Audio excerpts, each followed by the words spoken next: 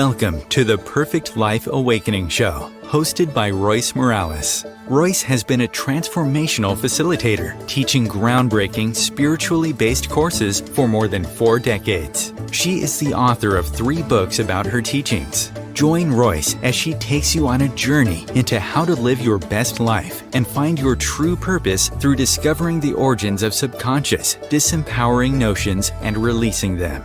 She talks with experts and inspiring people just like you who learned to trust their intuitive inner wisdom, which led to life-changing shifts. Today, her guests live an empowered existence and are helping change the world to a higher consciousness place based on truth and love. You deserve to awaken to, align with, and embody your true self and live a life filled with love. Transform yourself from triggered to empowered and create your perfect life. Here is your host, Royce Morales. Hello, I am so excited, as I always say, because I always am, to welcome my guest this morning, Robert Ginsberg, and I'm going to introduce him in a minute, but I just want to do a little self-promotion. I'm allowed, right? I have a new exciting announcement that has been a long time in the works. As most of you know, I've been teaching my Perfect Life Awakening program for over 4 decades. And it's always been live. It's always been small groups. And I'm finding that people want more individual attention. So what I've created, and I'm calling it an elevated intensive, that's the word. And what it is kind of a combination of my informational stuff, which I offer in my classes, along with private inner processing. And it's a 7-week program, so it's very manageable. And it's once a week, and we can set it up based on your schedule and my schedule. So I'm very open to that. And let me know if you're interested. You can reach me at royce@roycemorales.com. or go to my website and read all about it. Website is roycemorales.com. Should be easy. And let me know if you're interested. I'm so excited to do it because it's really, I find that doing the inner work, you kind of have to have a little bit of information behind it for it to really be effective. So that's what I came up with. So let me introduce my amazing guest, Robert Ginsberg, also known as Bob. And I find that no matter what, no matter how many years people have been on this planet, we all have questions about death. It's something I know for me, I started questioning it when I was about the age of 4. I went to my mom and I said, "Mom, what happens after you die?" Because I was terrified all of a sudden because the reality of death hit me strongly. So we're curious about that. So Robert Ginsberg started researching the evidence for survival of consciousness soon after his daughter died in 2002. This was devastating, of course, I'm sure, but he needed science to tell him if she still existed in some form. Mediums and channelers, I guess, just wasn't enough, and I understand that, I really do. So what he discovered really changed his life. And in 2003, he and his wife, Fran, I think that's how you pronounce it, founded a foundation called Forever Family Foundation. And it's a not-for-profit organization that educates public about evidence that we are more than just physical bodies. So welcome, Robert. I'm so glad you're here. Thank you. It's my pleasure to be with you, Royce. Well, first obvious question, how did all this start? Tell us the whole story when your daughter died and the journey that it sent you on. Tell us that.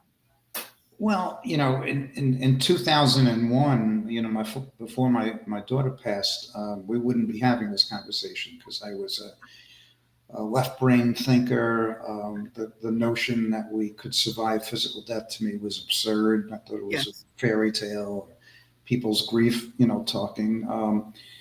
But on the morning of September 1st, 2002, at 3 o'clock in the morning, my wife, Fran, sat up in bed, trembling. And I looked at her and she was just ashen white and staring off into space. And I said, "What's the matter?" And she wouldn't answer me.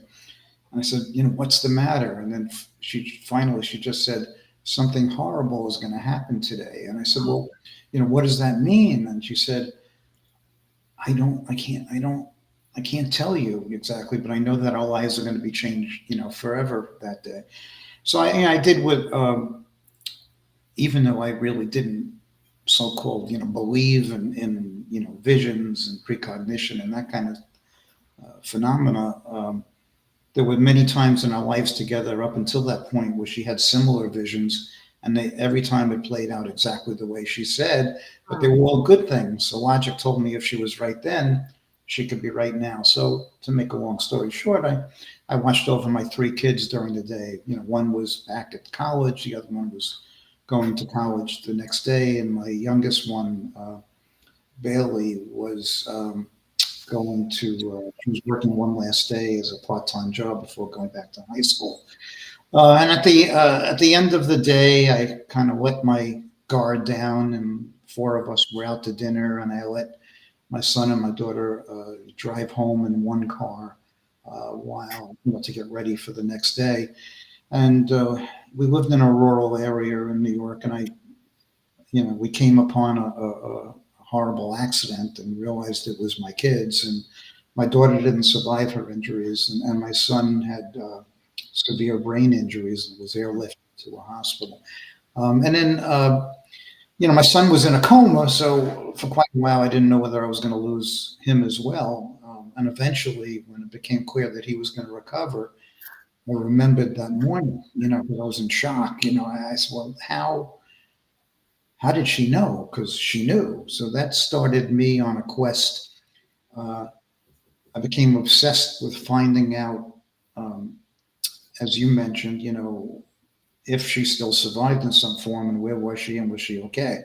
And I did that by traveling across the United States, meeting with scientists and medical doctors that studied consciousness and the mind and mediumship and all these other things. And I kept learning and learning and learning and reading hundreds of books. And eventually we started Forever Family Foundation, which is sort of a convergence between spirituality and science, and they have a lot in common, despite what people, might think. So who I am today is very, very different than who I was 20 some odd years ago. Yeah, I totally understand that one. Yes. Yeah. Similar story. I was, skeptic with a capital S for most of my life, and I needed proof. So, when things like that started happening to me, I couldn't deny it, even though I would make up reasons why, oh yeah, that just whatever, but eventually I had to believe. So the evidence proved it to you, but what kind of evidence did you get in touch with? What was it that really turned it for you? Well, I began by studying psi phenomena such as telepathy and ESP and intuition, which was important to me because it shows that our minds can extend beyond our body. So, it can act independently of our brains. Things like remote viewing, and telepathy and so forth. So that's a prerequisite for believing in life after death, because how could we survive if we are our brains, and consciousness is generated by our brains? Our brains are no more, so how could we still exist? But there's a tremendous amount of evidence through near-death experiences, and mediumship and deathbed visions and reincarnation and after-death communications and, and so forth. And when you step back from it all, because it's not easy, but you can try to explain away any one particular discipline of research. But when you step back and look at it as a whole, the thing that makes the most sense is that we survived death. And, to your point, nobody hit me over the head with this, and I instantly, became a believer. It took me 7 years. I was a bit of a hypocrite because here I was giving all these talks about evidence of an afterlife, and I couldn't say that I fully, bought in. But eventually I just had to relent under the weight of the evidence. And the other pathway to this knowledge that we're more than our bodies, as you alluded to, is some people have significant personal, non-physical experiences, as did you. So I think you could reach that point of knowing two ways. One, the path that I took through science, and the other, which you can argue would be even more powerful, having a profound experience. Because after you have a profound experience, you don't question anymore. There's an inner knowing that takes place. Yeah, yeah, yeah. Well, I still question, but Yeah. so did you have any personal experiences of your daughter contacting you, or did your wife? Well, as probably a lot of your listeners know, there's such a thing called we call them dream visitations. Where they differ from so-called ordinary dreams, which are usually your subconscious rehashing events of that day or prior days, or things that you're bringing to the forefront. Whereas in a visitation dream, which the theory is that our loved ones in the spirit world, when our chatter mind is at rest, like during certain stages of sleep, they have a conduit, to get through. And these dreams are very real and very tactile. You can often see your loved one, talk to them, touch them, smell them, have conversations. So, and you don't forget them like regular dreams as soon as you wake up. I journaled. I started having these dream visitations, and I started journaling them. And over the course of 3 years, I had 74 dream visitations. Wow. And in each one, I was able to do the things that we discussed. I mean, have conversations. I remember the first dream visitation. I said to Bailey, "Do you know that you're dead?" Because that was, She said, "Of course I do." And but there's no such thing as death. It's just a continuum. That's why even though we use the term afterlife all the time, I do it myself. It's a poor term, because it's just life. It's just, it's a continuum, and you go from one type of life, to another. So at the same time that I was having these dream visitations, I still was not recognizing the things that were happening around me, because it didn't fit into my frame of reference. So there probably were things and signs and communications that I was getting, but I wasn't acknowledging them. On the other hand, my wife, who was very intuitive, was having all these incredible communications. And so I got to live vicariously through her contacts, But once I was convinced by the science that these things could happen, it opened me up to receiving, some personal communications on my own. Yeah. So what kind of things did your wife experience during that time? She saw my deceased daughter at the side of the bed, one morning. She had of all these incredible communications. I mean, I'll try to make this story short because it's kind of lengthy, but we shortly after my daughter passed, the lease on my wife's car was up, and we had to get another car, and we did. And she came home one day and she told me that there was a cadence that she described it as a Morse code that kept coming out of the radio. Wow. So I said, well, lots of times, the new cars have electrical problems. When I bring it in for service, I'll mention it. She says, "Yeah, but you don't understand. I wasn't listening to the radio. The radio was off." So I said, "Okay," and then a couple of weeks later, I was driving my car that I was driving for a few years, and it started the same cadence, da da da da da da da da, was coming out of my radio. So I shut it off and it continued. Over the next few weeks, that same cadence came out of everything in our home: TVs on or off, microwaves, alarm panels, toasters, things that don't make sounds. So this was really strange. So one of the scientists we were working with was doing mediumship research, and we had him giving a lecture for us at a university in Long Island, New York.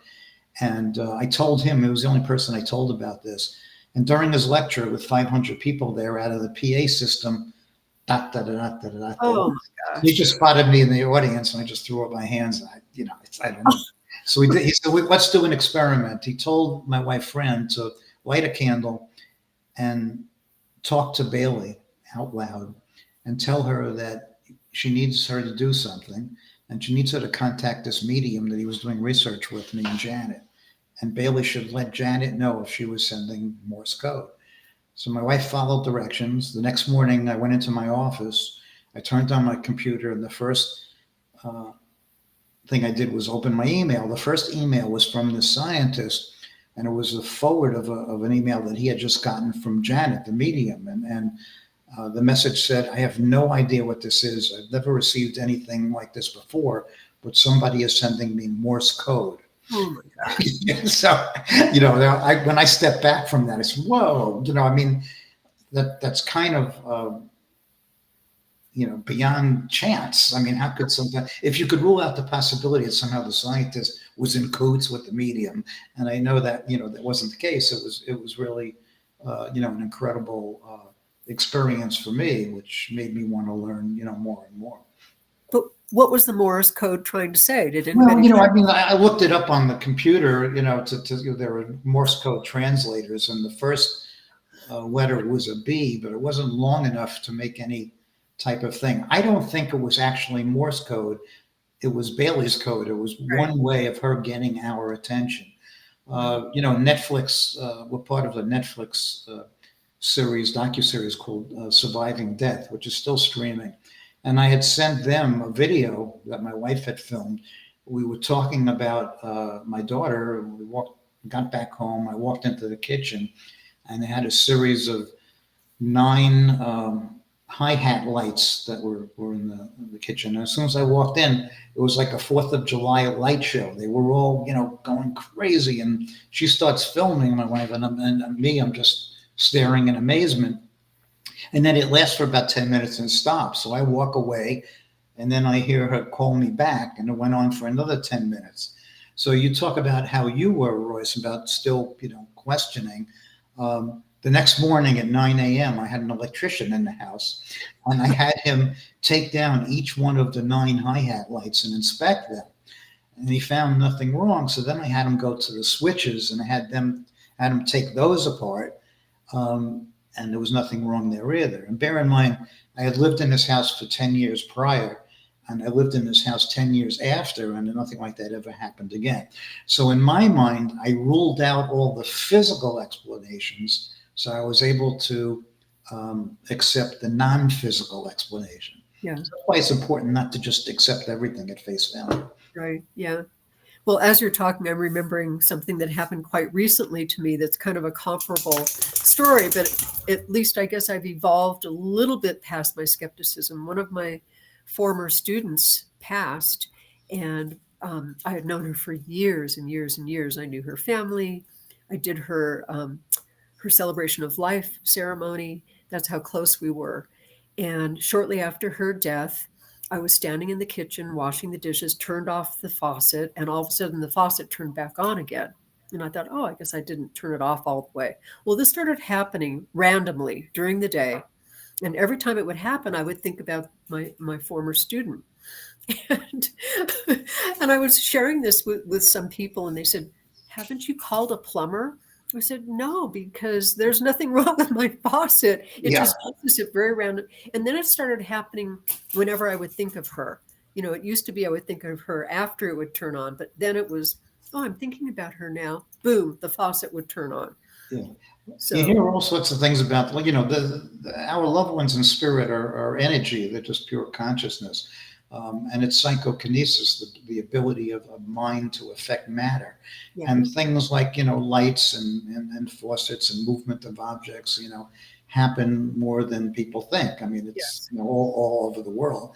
Yeah. A lot of people also ask the people who are loved ones in the spirit realm, keep tabs on us so they're aware of what's going on in our physical lives. Yeah. I had an experience after my wife passed where, I moved back to the home, and I'm, obviously living alone, and I was washing the dishes, and we had extensively remodeled our home. And I used to complain to my wife that I wasn't happy with the kitchen sinks, that every time you go to wash something. They weren't deep enough, and you'd get soaked with water.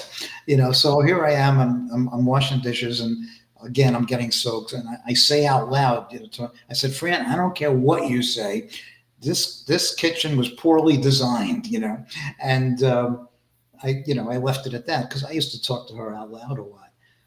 The next day, I got a phone call from that same medium in my other story, Janet, who was friendly with my wife and myself. And she said, Bob, I was doing my morning meditation. I wasn't trying to communicate with anybody. And Fran popped into my meditation and said, do me a favor, call Bob and let him know that I know about the kitchen sink. This was like 12 hours after I spoke that out loud, so, so things like that, to me, that meant that, yeah, she's aware of, I mean, not that they keep tabs on you 24 hours a day, but they kind of know the important things that are going on in your life, and certain things that are evidential that they could repeat. Yeah. So I find it very interesting. I've had, I was trained as a channeler years and years and years ago, and I kind of didn't really let it go, but it's not the primary focus of what I do now. But I find that a lot of spirits will come to me just all the time for a long time. And then some, for example, my parents have not come to me at all. And I think that's really interesting. Do you find that that happens for some reason? Yeah. And it always weighs heavily on my mind because, we run these retreats 4 times a year, and people, it's the most common thing. Why haven't I heard from my loved one? Right. Did I do something wrong? Are they angry with me? Do they not love me? And, I think that communication from another dimension is not easy. Yeah, I think it has to be learned. I mean, and especially with getting in mediumship, there's 3 parties involved: the person in spirit, the medium, and the sitter, the person getting the reading. And there has to be some sort of a resonance, whether it's a frequency resonance, or a vibrational resonance, I don't know. But if it's not matching, it just won't come through. Also, some people don't feel the need to come through. They're watching you, and for whatever reason, they'd rather you hear from other people. Or sometimes they don't like the particular medium, or you may be in the throes of grief and they find it difficult. I mean, very often I hear where people get messages from somebody in spirit that's not meant for them, but it's meant for a friend of theirs, and they relay the message. So which shows that the person in spirit was having a hard time getting through directly to their loved one. So they went through another channel, where they knew the message. And it's happened to me a few times. So I don't know the reason, but I think it's learned. I think that there may be, for lack of a better term, mediums on the other side that help people learn how to communicate. But it's by no means any indication that you did something wrong. Yeah, I didn't think that. In fact, actually, one of the questions I want to ask you in a couple of minutes is about the notion of reincarnation. I do a lot of past life work with people, and I've remembered scores of my own past lives. And going back to my question about, why have my parents not communicated with me? When my grandchild was born, they're twins, and one of them clearly is a reincarnated version of my dad. And the reason that I know this is not only does she have various characteristics that he had, but when she was about 2 years old, we were sitting at a dinner table with the family, 2-year-old sitting in a high chair. And she just looks around, stops what she's doing, and she goes, wow, isn't this pleasant? And I looked at her, and those were the exact words that my dad used to say when he was sitting in an environment like that. Wow. And it just blew my mind. Yeah. So I kind of knew from that point on, I think I'm right. I think she's my dad. So there's that issue too, that maybe the spirit has reincarnated and, doesn't want to communicate in that way anymore. What do you feel Well, about that? that's, I'll give you the alternative to that, because a lot of people, especially people who have lost children, will ask, they're very much afraid that their child will reincarnate because they believe that means that communication will stop. but the evidence shows it's not really the case because, we are, as an entity of consciousness, and we have souls, and there's a greater oversoul, and we're fragments of that soul. So the consciousness can be everywhere at once, past, present, and future. And it's a conglomerate of all of our lives. So it's still possible to communicate, even if they have physically reincarnated into another physical body. Mm-hmm. So I don't think that's why you hear people that have near-death experiences. Like this one case where somebody had a heart attack and they're in the ambulance on the way to the hospital, and they separate from their body, and they look at their body from the ceiling of the ambulance, and at the same time they see all the family members that have been alerted and are gathering at the emergency room at the hospital. So consciousness can split. So I think that various souls can still communicate even when reincarnation takes place. Yeah, definitely. So why don't we take a little bit of a break? Okay. I'm talking with Robert Ginsberg, and we're talking about death, changing our notions about death. And stay tuned, we'll be right back. Om Times TV.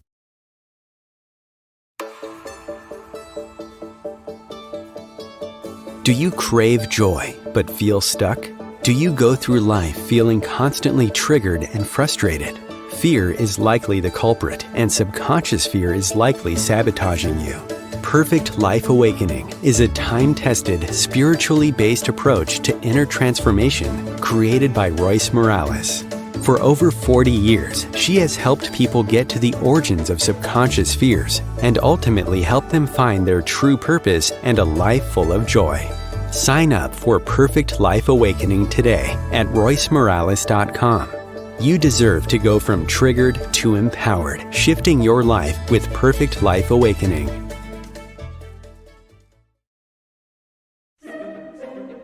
Imagine becoming a super influencer. Reinvent yourself, invest in your brand, and then manifest your success with a robust spheric approach. Om Times Media and Broadcasting offers a unique and multifaceted way to become the spiritual and conscious influencer you deserve to be by putting your message across our powerful platform with its proven record of integrity and excellence. Through our produced shows, Om Times offers the opportunity to become a social media TV personality, a radio show host, an Om Times magazine columnist, and a syndicated podcaster, all in one shot.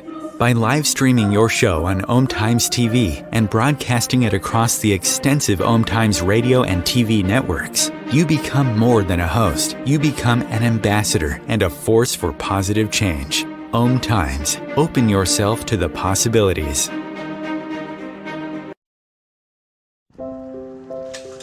I want to eat apples and bananas. I need to eat apples and bananas. Why can't I eat apples and bananas? Support the Feeding America nationwide network of food banks to help provide meals to those in need. Join us at feedingamerica.org.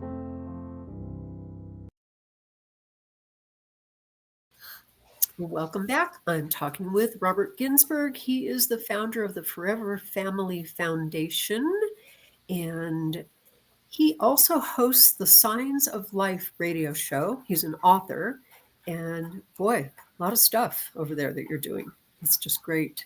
So I was thinking during the break, what about the notion of soul contracts? What are your thoughts about that?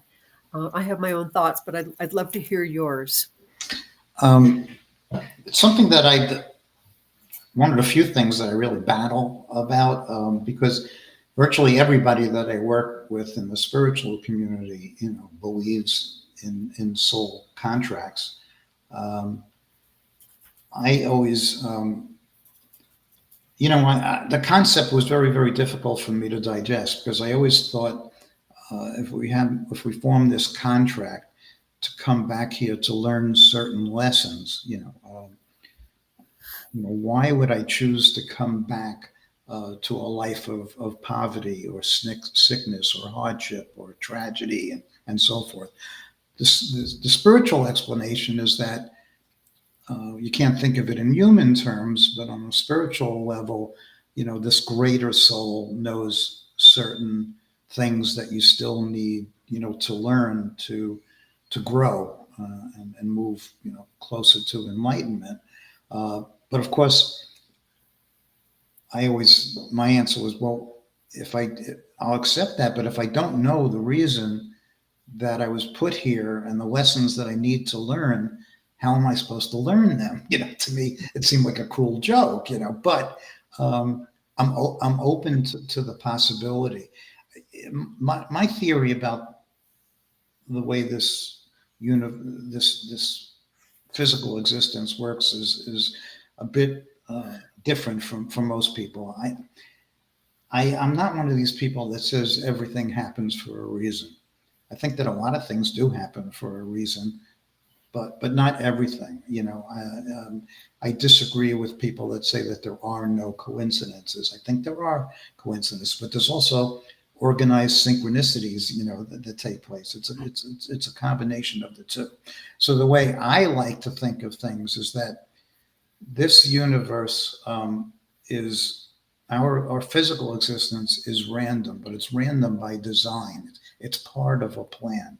And our goal on this life is to make it better and to discover that we're part of a greater continuum and, and that we do continue on and to, spread as much wisdom and compassion and love, that we can. After we pass, all these things that seem disjointed and random begin to make sense. I read a book once, which was a collaboration of the world's greatest shamans. And one shaman said something that always stuck with me. He said, physical life is being at a football game. If you have ground level seats, you can hear the sounds and the grunts and see the violence and the disorganization, but not until you move up to the very, very top row of the stadium do you begin to see the patterns of why things are happening. And I think that's much like our lives. After we have a greater perspective from the other dimension, we see all these random things and seeming coincidences that may not be, coincidences at all. Yeah, that's interesting because the analogy I always use when people ask me that question is just imagine that you're on the top of a mountain looking down and you see this person, climbing down, trying to get to the bottom of the mountain, and there's this huge boulder in the way. And if your viewpoint is looking down, you see that if they didn't have that boulder, they would be walking right into a lion's mouth or something terrible would happen. But, you're able to see that because of your perspective. So right. That's a good analogy. Yeah. Yeah. It's all about the perspective. Yeah. Okay. I mean, just to circle back to your question about reincarnation, there's been 40, 50 years of credible scientific research on that. Ian Stevenson at the University of Virginia had 4 decades of research of children with past life memories. Yes. After his passing, Jim Tucker, who's also a medical doctor, took over that research. And some of the things are just incredible. In that Netflix Surviving Death series, I think it's the last episode is all about reincarnation. And when you see some of these cases, it's mind blowing. Yeah. Children, a lot of times they're so clear about it. Yeah. They're just amazing. Yeah. I had a student one time that was walking across the street holding her 4-year-old's hand, and all of a sudden he stopped and he was like, "Oh my God." And she said, "What?" He said, that's how I died last time. So they're clear. They really are. And then, of course, society and all that stuff gets in the way. Right. But luckily, she was wise enough to not invalidate that memory that he was having. Yeah. Yeah, that's great. Yeah. So you talk about mediums and channelers, either word that you want to use. You have an evaluation process. Tell us a little bit about your experience with finding people that really do channel things and they're authentic. And what is that about? Yeah. Well, before we started the foundation, I a lot of people visited a couple of mediums. Not that I believed in them, but I agreed to go because my wife wanted to go, and I said I'll go with you. But and I saw about 4 or 5 mediums, and 2 of them were very, very good, and 3 of them were horrible. Didn't get anything. And as time went on, and we started the foundation, I found the same thing. That there were a few that were good, and there were a lot that they weren't necessarily fraudulent. They just weren't developed enough. So.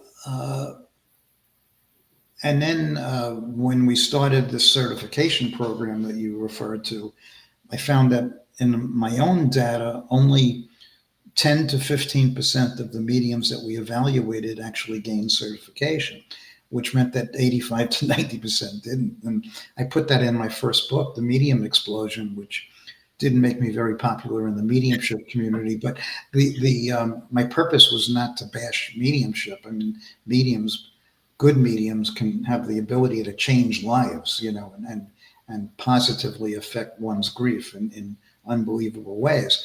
But we needed a way of identifying those who could and those who couldn't, because what I would tell a sitter is, do you want this medium sitting before somebody that's in deep grief and maybe on the fence about whether there's an afterlife, to sit with this medium and pay a lot of money? So you always have to bear that in mind. So we have a very extensive process that involves preliminary questions, interview, a very, very extensive application, and then if they make it to that stage, they're invited to participate in a evaluation session where they do 5 readings for 5 independent sitters that have been trained, by us in how to evaluate evidence, what constitutes specific evidence versus general stuff, and so forth. And the medium has to meet the minimum guidelines in each of 5 different scoring categories. So, unfortunately, like, we have to evaluate 10 mediums to possibly find one. So we've been doing it now for 20 years, and we've certified 27 mediums. So if you do the math, it's a little more than 1 a year. So it's not a lot, And there's no guarantees, when it comes to mediumship.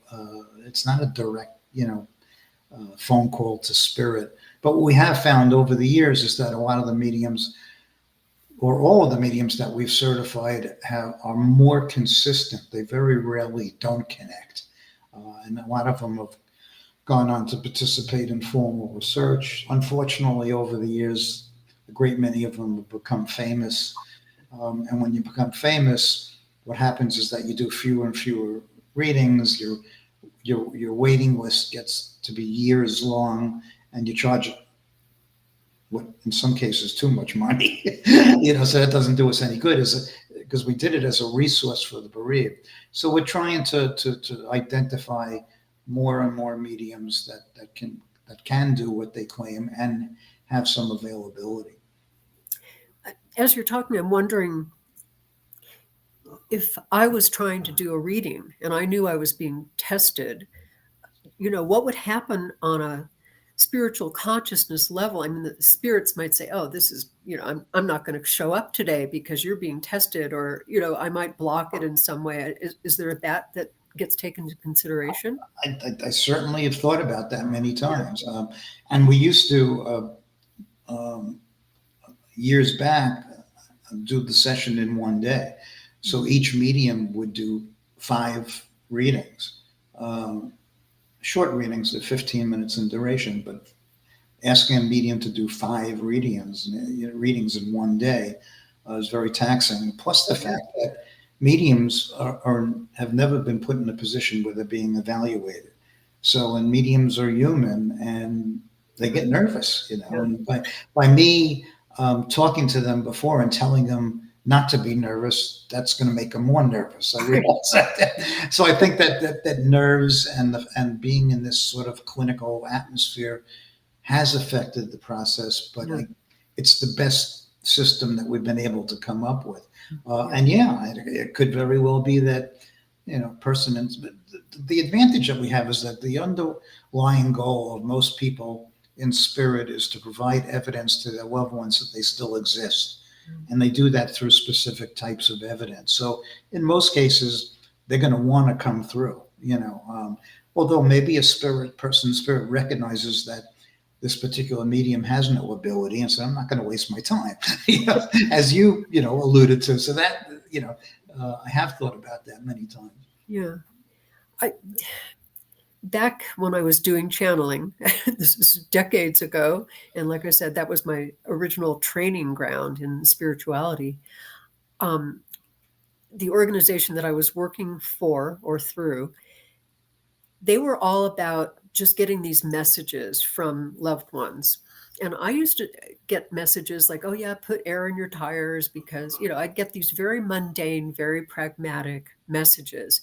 And then I started getting things that were a lot more higher consciousness, like, you need to clean up your relationship with so-and-so. They were much higher level information. And I found that people were kind of like, it kind of freaked them out. They just wanted to know that they should put air in their tires. Right. Yeah. So I stopped doing that. And nowadays I spontaneously get information for people when I'm supposed to. And it's always higher consciousness in some way. Now, how does that fit with the mediumship that you guys are testing? Well, last year we did a research project that was funded by the Bigelow Institute, and we recruited 16 of our mediums to take part in this study. But the goal was wisdom acquisition. They weren't interested in the mundane stuff, right? Putting air in your tires, but what does spirit do to improve our universe, or do they, and questions like that.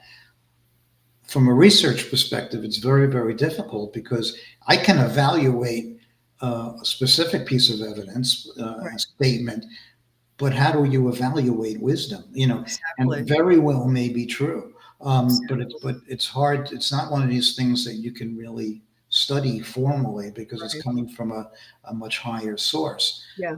So that is difficult, but and also, as you mentioned, people want to hear messages and evidence from their loved one that they can identify.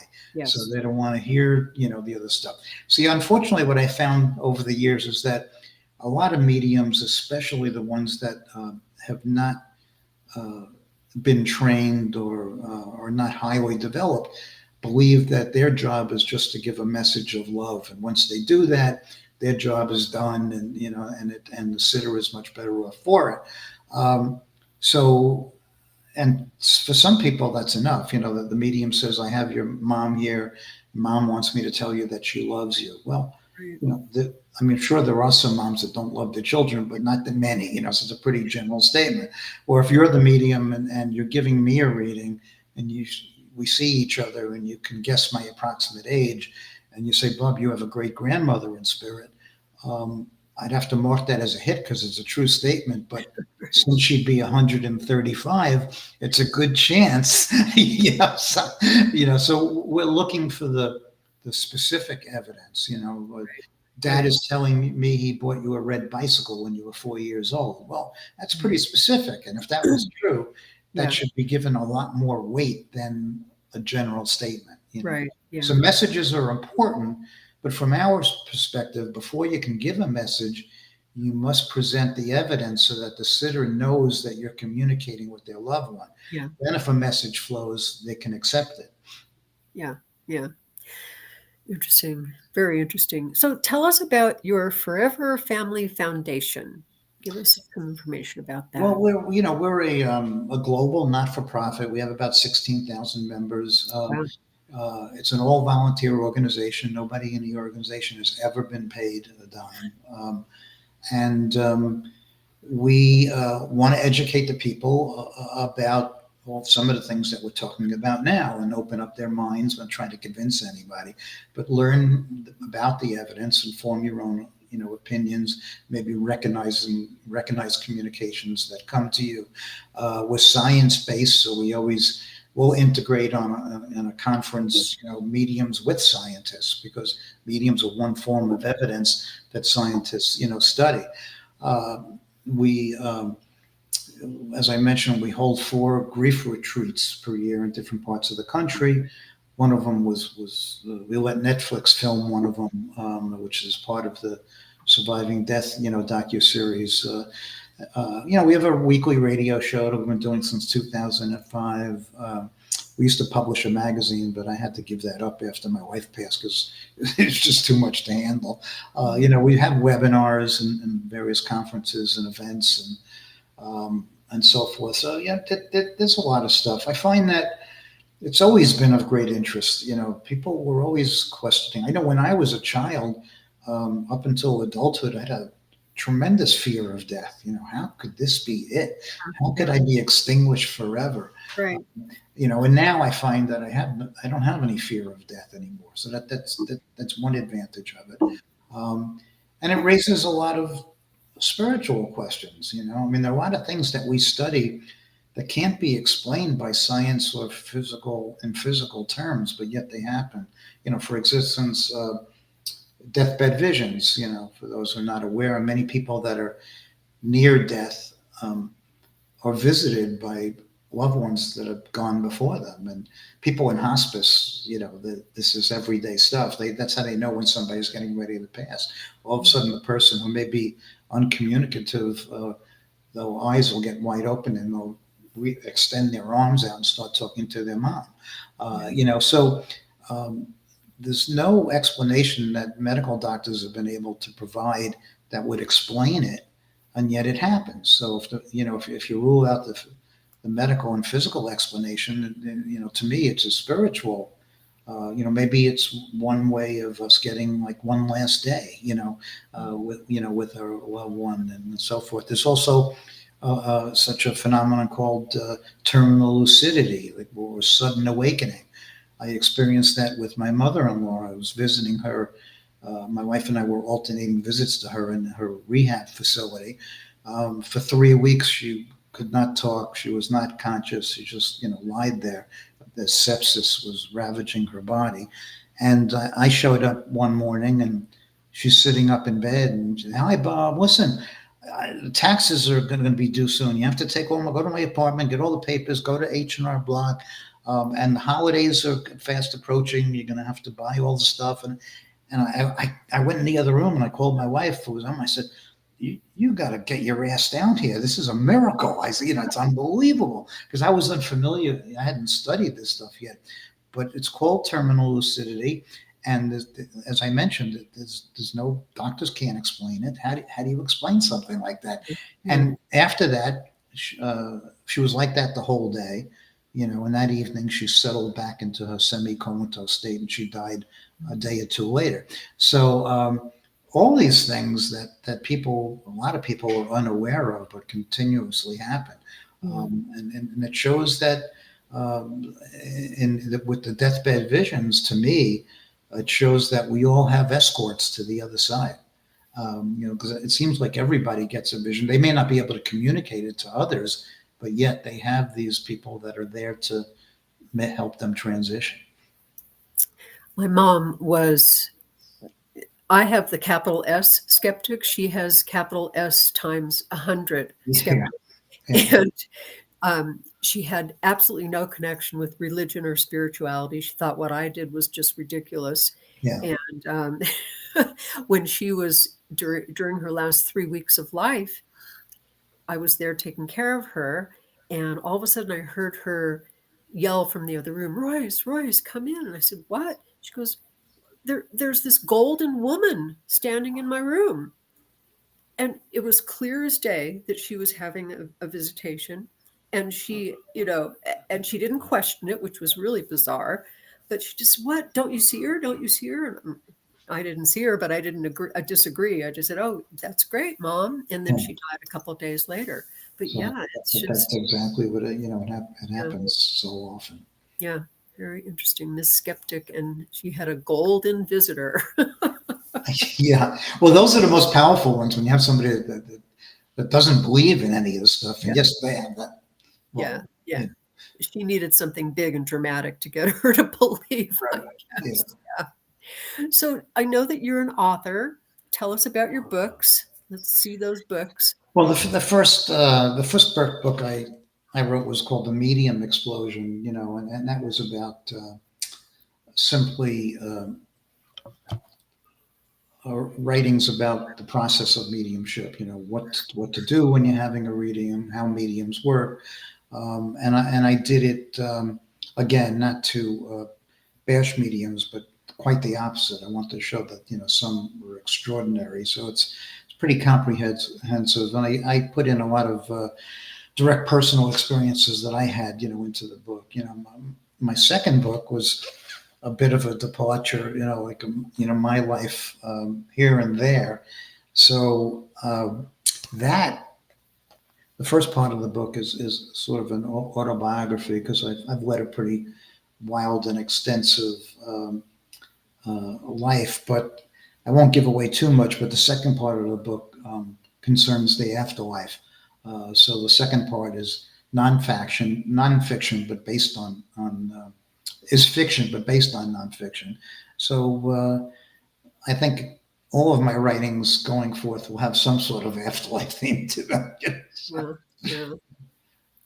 Well, it's something that we're all curious about, as I started the show by saying, and I think that it's just amazing with all this research and all these people having experiences that we even question it at all still. That just blows my mind. Yeah. Yeah, well, it's the way it's our social and cultural and educational influences, that affect our thinking. Everything was paranormal, wasn't normal instead of being normal, and everything was spooky. And if you couldn't, and even today, materialist scientists, if you can't perceive it with your known senses, then it doesn't exist, or it's a product of your imagination. So Yeah. we've been fighting that forever, but it's getting better and it's getting more and more accepted. And Yeah. now with quantum physics and a lot of the discoveries about the mind, I think we're on the right track. Yeah. Yeah. And so what about the Netflix series? Tell us a little bit about that. Well, that's the series is called Surviving Death, and it's a 6-part documentary. We're only in one of the 6 episodes, about grief and mediumship and retreats and so forth. But there's some excellent content there about near-death experiences and reincarnation and so forth. And there are parts of the series that I wasn't, particularly thrilled with, but I think overall it was great because it opened up people. Huge millions of people have seen it, so it opens up a lot of minds. Incidentally, Netflix filmed 70 hours with us, over the course of a week. I mean, it's a lot, 70 hours, and for less than 30 minutes of content. So that's the nature of television, Well, that's amazing. And then you have a radio show. Tell us about that. Yeah, Signs of Life, and people can go to our website, which is foreverfamilyfoundation.org. You can see all the work that we do. It has a link to the radio show, and there's also information about these groups that we have and webinars and retreats that we hold every 3 months. There's one in Connecticut, there's 2 in Florida, and 1 in California. And those are intensive but small gatherings where we have grief professionals and mediums and scientists and metaphysical practitioners and people who are immersed in all of this stuff for a weekend. And sometimes it can have profound effects upon their grief. Oh, that's wonderful. That's amazing. So if you were to come up with one final statement to leave our viewers with, what would be the most important message from all that you do and from everything you've learned? What would that be? Well, I think it's important. 2 things. I mean, one, it's important for people to truly believe that they're connected to everybody else, whether it's from a religious point of view or in a grand design or a science point of view from a single point of light. But either way, we're all connected. And what I try to do now, especially with all the losses I had in my life, is I try to live every day as if it was my last. You know, I mean, if you need to say something to somebody, say it. You know, everything that you keep putting off, you'll regret. You know, so that I'm not a planner anymore, because I know that in the blink of an eye, the direction of your life, you know, you can change. And if you recognize that and you realize that everything on this planet is temporary, you know, there are no, as they say, there are no rich people in cemeteries. You know, so what truly matters is, and I think where it determines where we wind up with self-judgment. When you have this life review and you feel the good that you cause to others and the bad that you cause to others, and we wind up with people of like mind and like character, and that's an incentive to live a better life. Yes. Beautiful. Perfect. Thank you so much, Robert, and keep up the good work. Thank you. I enjoyed it, Royce. It was my pleasure. Yes, definitely. And thank you all for watching and listening, and I will see you next week, and have a wonderful eternal life.